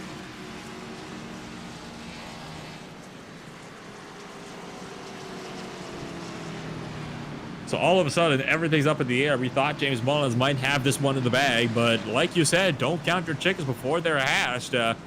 Boyd Hogan, I was right on top of him. The only problem for Hogan, he's on the outside line. He wanted that to come up before he passed Christopher Hill. So yeah, Hogan's on the back foot here too. I'm gonna tell you that Dan Shamoon is gonna be right on the bumper of James Mullins. He wants second place bad, and he has a perfect opportunity to do it. As we've seen previously, if you can keep those outside line out there, they'll fall back. So I think this is the one time where James Mullins would not want to really jump the start here, but he's going to do that anyway. There's a big gap on the inside. Boyd Hogan will be able to easily get to the inside line as Christopher Hill was caught napping on the restart.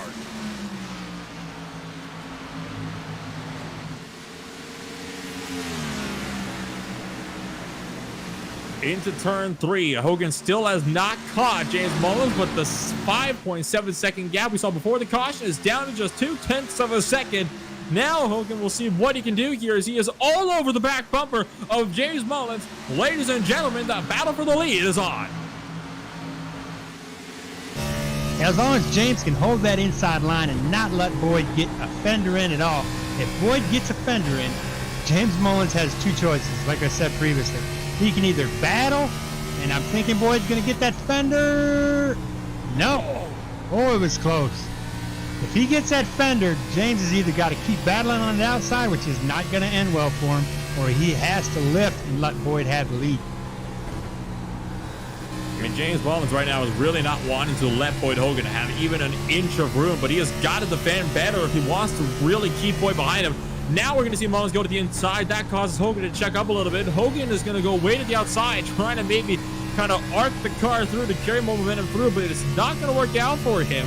James Mullins is going to continue to maintain the race lead. Mullins is in the fight for his life right now, trying to fend off Boyd Hogan. And I guarantee you, James Mullins is a windshield driver. He doesn't see how close that Boyd is behind him. Boyd is also a windshield driver, so he has to be cautious not to take James out. Because if he takes James out, he stands a chance for James to spin out right in front of him and him get collected in that and ruin both their races. So right now, Boyd Hogan is keeping the pressure on James, hoping that he just makes a slight bit of a mistake. And he's coming really close to that wall.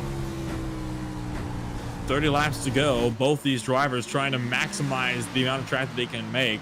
How many times have we seen this pair come together? I mean, just in the last season alone, trying to do battle for different wins? Boyd's going to try to push him. Oh, he doesn't make it. He's just got to get it close enough to him not to touch him, but to take some air off the back fender or back bumper of his car, and that'll get him squirrely. As you see, he gets into these corners and he's really on him. He's trying to get the air off. Hogan goes for it down the inside of the turn 3, and he's going to retake the race lead. James Mullins trying to go for the over-under, seeing if he can maybe go for the undercut here on the exit of the corner. Mullins will have the nose in there at the start-finish line. Boyd Hogan cannot chop down in time, but he's managed to pull enough speed that he can clear in turn number 1.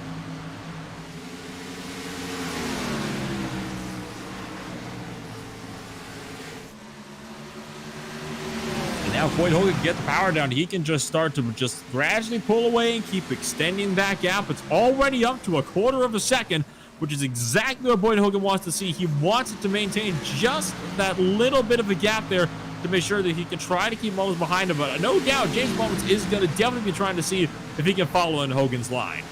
What Boyd wants to see is he wants to see Christopher Hill in that 11 car catch James Mullins and battle for second. If those guys start battling for second, that's going to give enough of a gap for Boyd Hogan to just leave him.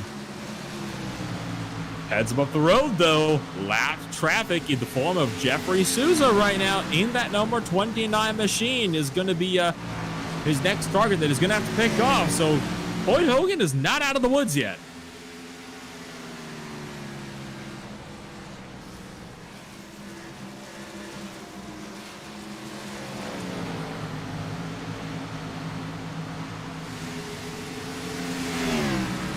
Hogan goes to the inside of Souza, and that is going to put that 29 engine on the outside line. But Mullins is able to close in by about 1/10 of a second because Hogan was offline for the entry and lost quite a bit of momentum on the entry.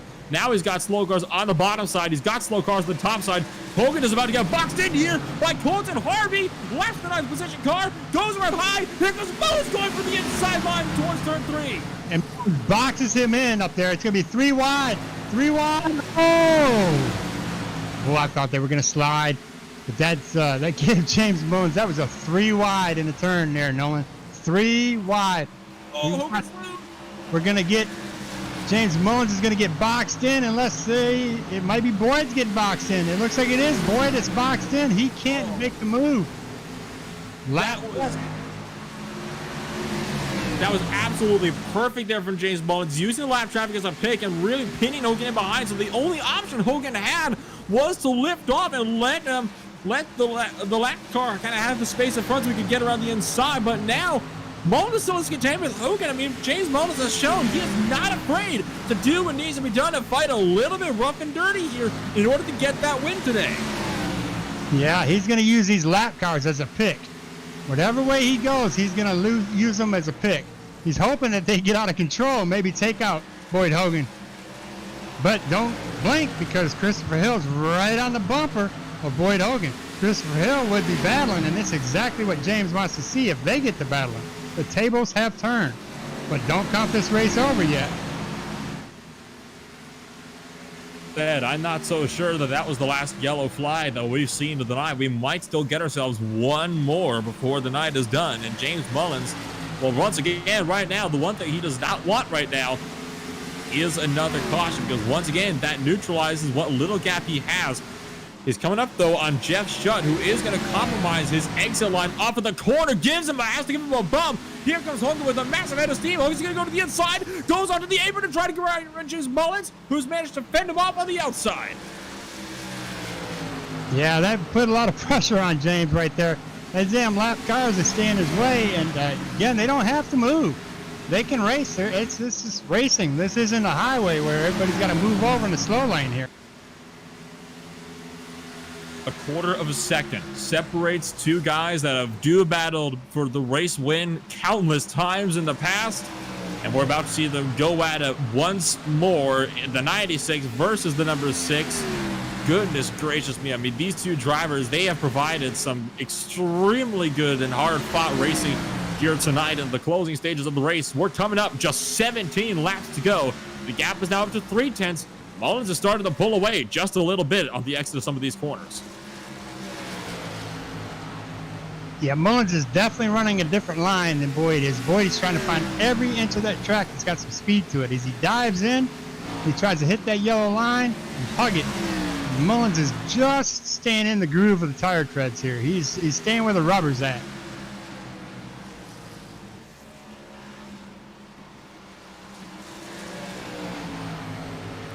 Yeah, Hogan is not going to be able to really make his way out there. I think Hogan is going to have to wait for a lap car to really hold up James Mullins before he'll be able to properly go for it again. I mean, some of the dirty air that we've been seeing over the course of the race is just too great for Boyd Hogan to be able to follow so closely in the same line. You know, here comes James up on another lap car. Depends on if this lap car is going to be courteous to move out of his way, or if he's going to battle to stay from going a lap down. If he does that, that's going to give Boyd Hogan an opportunity to close in this gap. Well, you'd hope David Gervais won't battle these guys, considering he's already 2 laps down as it stands. So he wouldn't gain anything by not going down to 3 laps down. So you would really hope that Gervais would do the sensible thing and just move up and let these guys through. But I mean, you never know. Anything could happen here. James Mullins is coming up on Gervais now. Gervais is going to go all the way, just about up to the wall to let him through. That compromises Hogan's exit.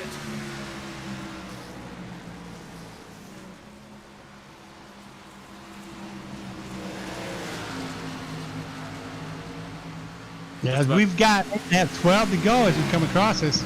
Something big's got to happen for Boyd Hogan in order for him to get this win. And I'm sure just as normal, Boyd Hogan's grandparents are watching this race, so they're probably on the edge of their seat trying to see what is going to happen here. There is still more lap traffic out the road. He's got Cecil Keith, Jeffrey Souza again, and Everett Lane that are both just up the road. So James Mullins, he's not out of the woods yet. Hogan is still hounding them, looking for every little mistake to try to find a way out there. Mullins is going to catch the lap traffic before the race is done. So Boyd Hogan might have one more chance here to really... Oh, yeah. Boyd Hogan cut the wall. Doesn't lose him a lot of time, though. He actually didn't lose so much as 100th of a second through there. Boy, was he lucky, though, that didn't just tear him up. Oh, that's really? Small step for a big stepper like Boyd Hogan. I mean, they don't call him Boyd Hogan all the wins Hogan for nothing. He's going to get up there. He's just got to find a way to get there. He's going to have to wait here for lap traffic to play into a factor, because unless they really do in a big way, I don't see Boyd Hogan being able to really run this gap down in just a matter of 10 laps. Mullins is going to have to either make a mistake or he's going to have to get really held up here. There's still quite a bit of lap traffic up the road here. That lap traffic is about to go side by side. Here comes Mullins, who's going to go to the inside. Cecil Keith allows him to go through. He also allows Boyd Hogan to go through. Souza goes wide and allows Mullins through on the inside as well.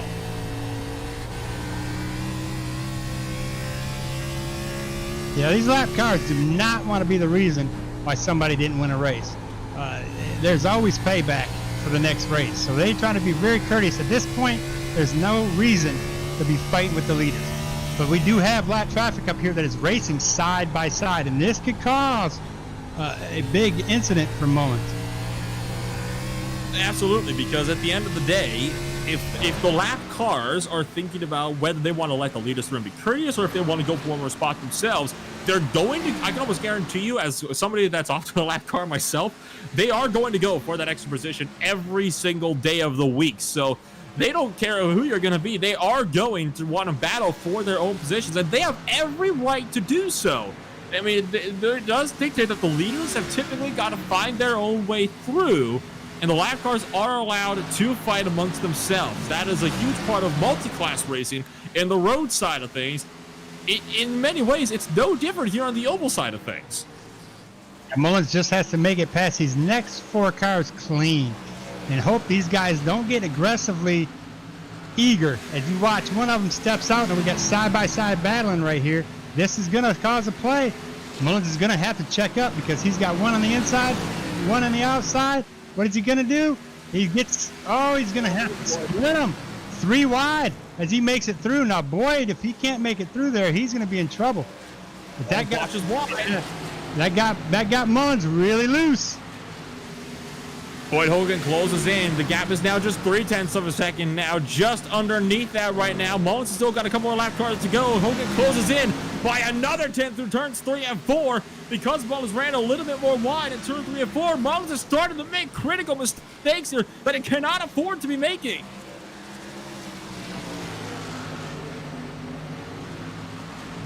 Yeah, Mullins just has to keep it together for 3.5 more laps, and he's got this race win.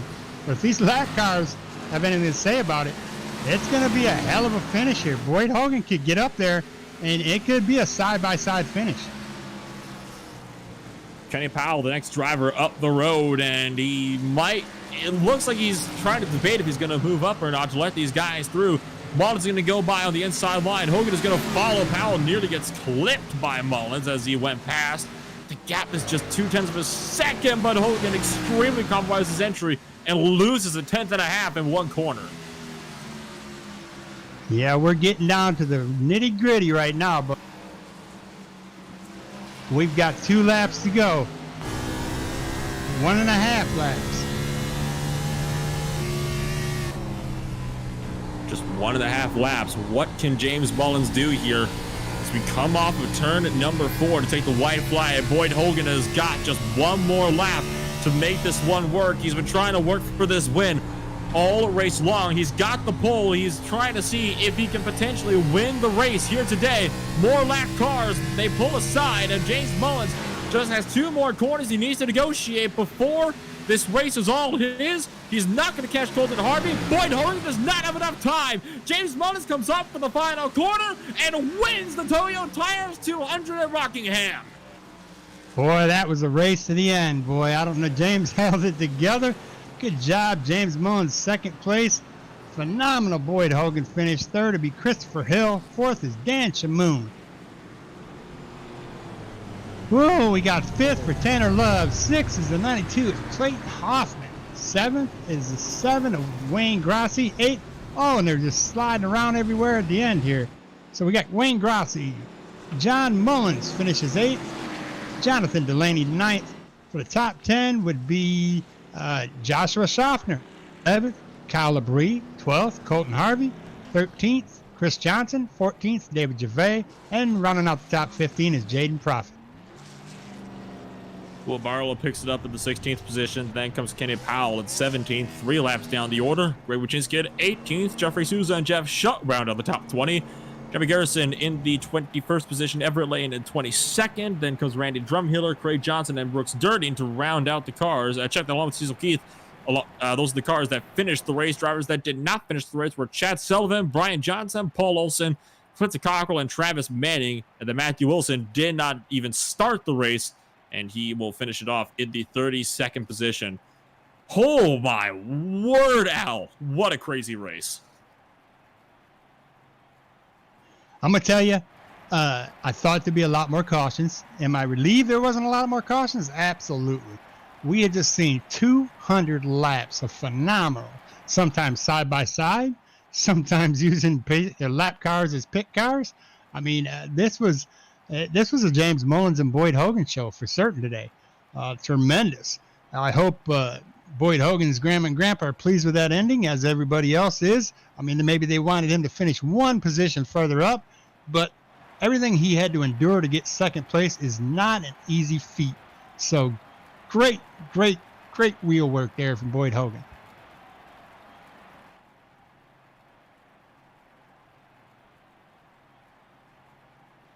We're waiting around here, see if we can get a hold of, let's see if we may be able to get a hold of third place Christopher Hill. Christopher Hill, Al, you got a copy? I got you. Christopher Hill. How was that race? 200 laps on an extremely hot track. We didn't get to talk about you much this race. I apologize, but we're going to give you the moment you deserve for that phenomenal third place finish. Walk us through a little bit of that race for us, how you felt. It was extremely free. I loaded in 10 minutes before the race started, saw that the track was 30 degrees hotter than anything I've seen all week, and I swung for the fences. And I was extremely loose the entire race. Well, you swung pretty good. You made a couple home runs to come in third for just not even running on this track on practice. That's extremely great. You got anybody you want to thank and give a shout out to for putting you in a great setup? Yeah, Boyd and all the boys over at Legacy did a good job again, like usual. Shout out to Reaper Speed Lab, Bruzy, all the sponsors over at Legacy, and everybody that makes it go round. Chris, how do I get my hand on a setup like that? ReaperSpeedLab.com. Said you and Mr. Boyd Hogan running that same setup. Yes, sir. Great job. Congratulations on that third place finish. It was well deserved and looks like it was hard earned. Yeah, we were holding on for dear life after about 10 laps. Well, congratulations, Chris, and thanks for joining us tonight at Rockingham, and we look forward to seeing you next week. Thank you. Y'all have a good night. Let's see if we can get a hold of second place. Boyd hogging all the wins. Hogan. Boyd, you got a copy? Yeah, I got you. Boyd, I bet Grandma and Grandpa were on the edge of their seats tonight, Boyd. We didn't know what was going to happen. These lap cars look like they played a humongous part in your race tonight. Yeah, it's I guess that's just how it's going to be. Well, you can't win them all. Boyd, I know you want to win them all, you know, and you certainly do have the talent, but you just can't win them all. You got to share a little bit. Haven't you ever been to share? Look, if I got to share with anybody, I'm all right sharing it with James. James is a badass. I mean, he showed it on the long run there. Unfortunately, iRacing still hasn't done anything with the broken tire. So, I mean, you can just ride around for 20 laps and have half a second on the field by lap 60. And, I mean, that's kind of a joke. But if there's anybody who's mastered it and deserves a hell of a lot more credit than what he gets, it's James. And, I mean, he knows I got a world of respect for him. He's taught me a lot. I appreciate the hell out of him. But at the end of the day, you guys ran a hell of a race at the end there, Boyd. I mean, you can't. I don't take anything away from you. You left us with suspense, not knowing what was going to happen. We didn't say, "Oh, James is walking away with it." We didn't know, and that's the race we want to watch. Yeah, it was one of the best races. I was talking to James before we came in here, and it was probably one of the best races I've had on here in quite some time. And I mean, it's always fun when we get to go at it. You know, like I said, love James to death, but you know, it sucks when lap cars go and get in the way like that. But I guess that's just what they do, so can't do anything about it. Got to thank everybody at Reaper Speed Lab, Legacy, Jared Crawford. I mean, I was kind of struggling with the set a lot of the week last week, and he pulled through with something on I don't know, I think it was late Sunday night, early Monday, and we kind of worked off of that, and I think we got a solid piece to carry around, but obviously it still needs a little bit of work. Well, Chris had mentioned that where I can go and get that set, just in case nobody caught that the first time he mentioned it. Why don't you go ahead and tell us where somebody that's watching this can go ahead and get that same setup you're running right now in this race? Yeah, just go to ReaperSpeedLab.com. We got everything for the oval side on the sim.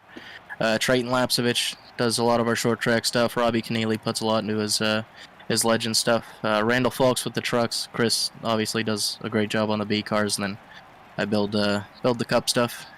Looks like we're spending at least another year doing that for a couple guys in the Coke Series, so that'll be cool. And then, you know, obviously, like I said, got to thank everybody at Legacy. Shout out to my grandma and grandpa. Sorry we didn't bring it home. I tried my ass off, but end of the day, I mean, what can you do? I don't think they're disappointed at all. Boy, that was a hell of a performance, and we enjoyed watching it. And congratulations on the second place. Thanks, sir. Now let's see if James can talk through this smile here. James Mullins, you got a copy? That was a hell of a race, guys. Damn, what a race.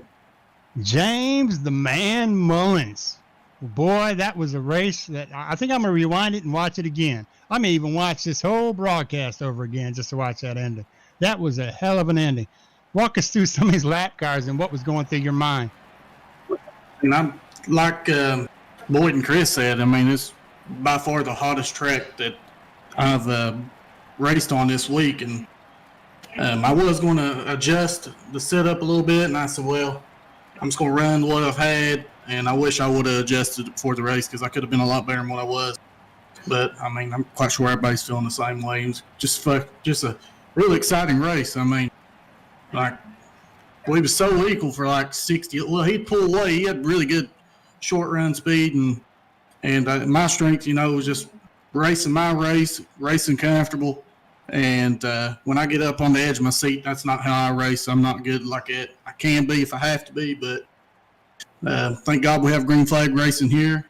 And the lap cars are pretty tough. You seen it there the last 35 laps. Damn, it's the craziest damn moves I ever did in my life. I would never do that early in the run, but I had to do what I had to do.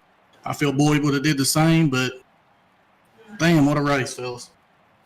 Yeah, I'm thinking this hot track kind of threw everybody for a loop, but you guys adjusted pretty well. I mean, we went in car with Boyd a couple times and watched him just manhandle that steering wheel and somehow keep it off the wall. But you guys did a phenomenal race tonight, James. Where can I get that setup you just ran, buddy? A page to win setups.com. That's a hell of a setup this week. Really fast, long run, short run. I might not show it all the time, but it's there. I mean, Boyd was still a little bit better than me. I was kind of holding him up a little bit, but like I said, I had to do what I had to do. But it's a hell of a setup. I build the A cars over there, and David Land builds the trucks and the B car, and we've got a bunch of real good dudes on the short track program as well. Really good overall site, for setups and everything, just as well as Boyd. So in my opinion, we're the top two setup shops. And not to be bashing anybody else, but that's just how I feel about it. Hey, could you spell that out for me? Because I just tried to Google it, and I can't find a pay with a T-O anywhere. So spell it out for us so we all know. PAY2 WINSETUPS. I know that's the number 2, correct? I know my slang a little bit. I'm a little bit country, So a lot of people can't understand me, but I really don't give a damn. Well, hell, we gotta watch it now. Boyd's grandma and grandpa's watching. They might watch your mouth off for that kind of language. Give a shout out to them too. I mean, thanks for watching. Great. Anybody else we want to thank for that setup tonight, James? And any sponsors we want to give a shout out real quick. We got them in. Got to give a shout out to Andrew Skelnick, all the boys on the Pay to Win Setups 18, Nexus Esports, Boyd's grandma and grandpa for sure for watching. You guys as well for throwing a hell of a broadcast up. Kenny Powell, he does an amazing job. Everybody, that lap traffic was tough to deal with, but everybody has a lot of respect over here, and I really enjoy this place. Well, congratulations on your win, and we can't take anything away from second and third place. You guys ran a phenomenal show tonight, and I'm kind of glad them lap cars gave you a little bit of struggle there because that just shows your talents. Yeah, it was definitely fun. I had a lot of fun. Well, that kind of concludes our race over here at Rockingham. Anybody else got anything else they want to throw at Rockingham? I didn't think so. We want to leave Rockingham right where it's sitting until next week. Al Kozlowski and Nolan, we will holler at you next week. Thanks, Nolan. Thank you.